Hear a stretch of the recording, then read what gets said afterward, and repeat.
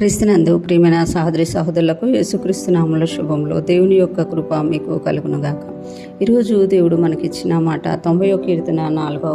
మీ దృష్టికి 1000 సంవత్సరములు గతించిన నిన్నటి వలెనున్నవి, రాత్రి అందలి ఒక జాము వలెనున్నవి. ఈ మాటలు మనము కీర్తనల గ్రంథంలో చూస్తున్నాము. ఇక్కడ మనం చూసుకుంటే నీ దృష్టికి 1000 సంవత్సరములు గతించిన నిన్నటి వలెనున్నవి. ఈ కీర్తన మోషే గారు రాసినట్టు మనం చూడగలం. మోషే గారు తన యొక్క ప్రయాణం అన్నిట్లో కలిపి ఆయన రాసిన కీర్తనల్ని మనము బైబిల్ గ్రంథంలో చూస్తూ ఉన్నట్టు ఇక్కడ ఆయన చెప్తున్నారు కదా, నీ దృష్టికి 1000 సంవత్సరములు గతించిన నిన్నటి వలెనున్నవి. 1000 సంవత్సరం అంటే దేవుని దృష్టిలో 1000 సంవత్సరములు అంటే ఎలా ఉన్నాయి అంటే గతించిన నిన్నటి వలె ఉన్నాయట. అంటే 1000 సంవత్సరాలు అంటే మనం చూడండి, ఇన్ని సంవత్సరాలు మనము ఒక సంవత్సరం కోసం ఎంతగానో చూస్తూ ఉంటాం అన్నమాట. కానీ ఇక్కడ చూస్తే 1000 సంవత్సరాలు దేవుని దృష్టిలో ఎలా ఉన్నాయంట, గతించిన నిన్నటి వలె ఉన్నాయట. అంటే 1000 సంవత్సరాలను ఒక రోజులాగా దేవుడు చూస్తున్నామట. ఇంకా అంటున్నారు కదా, రాత్రి అందలి ఒక జాము వలెనున్నాడు. అంటే ఒక రోజులాగే కాకుండా రాత్రి అందలి ఒక జాము అని అంటే ఒక గడియ అనమాట. ఒక 2-3 గంటలను ఒక జాము అంటారు అనమాట. అట్లా అలాగ ఉంది అని ఇక్కడ తెలియజేస్తున్నామట. అంటే దేవుని యొక్క దృష్టిలో చూసేది వేరుగా ఉంటుంది, మన దృష్టిలో చూసేది వేరుగా ఉంటుంది. మనకు కొంతమంది ఉంటారు కదా, ఏదైనా అనారోగ్యంతో ఉన్నా బాధతో ఉన్నా వాళ్ళకు ఒక రోజు గడవడమే చాలా కష్టంగా ఉంటుంది. ఎప్పుడు తెల్లారుతుందా అని చూస్తారు, ఎప్పుడు రాత్రి అవుతుందా అని చూస్తారు, ఎన్ని రోజులు అని చూస్తూ ఉంటారు అన్నమాట.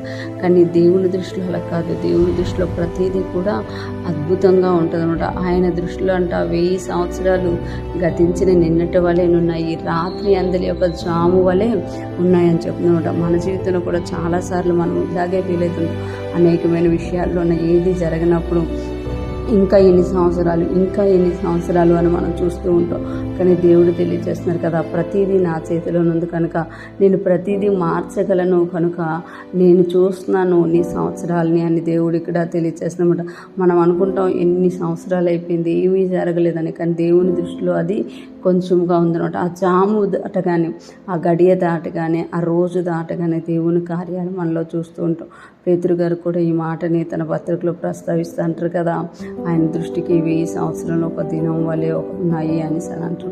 మనం అనుకుంటున్నట్టు ఆయన ఆలస్యం చేయడు, ఆయన ఖచ్చితంగా తన టైంలో తను వస్తారు అని పేతురు గారు మనకి తెలియజేస్తారు. ఈరోజు ఫ్రెష్ మనం వింటున్న ప్రతి ఒక్కరూ జ్ఞాపకం చేసుకోవాలి, మనం చూసేటట్టుగా దేవుడు మన పరిస్థితులను చూడరు, కానీ ఆ పరిస్థితుల్లో నుండి మనకు ఒక ఆశీర్వాదాన్ని తీసుకురావడానికి ఆయన అన్నీ కూడా చేస్తున్నారు. మనము బాధపడుతూ ఉంటాం, వెంటనే మనకు అన్నీ జరిగిపోవాలి.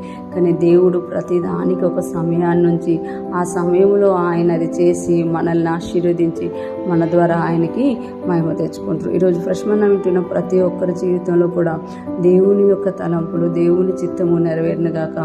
ప్రతి ఒక్కరం కూడా ఆయన దృష్టితో చూసి మన ప్రతి పరిస్థితిలో కూడా ఆయన మహిమపరుస్తూ ముందుకు సాగిపోదుముగాక. ఆమేన్.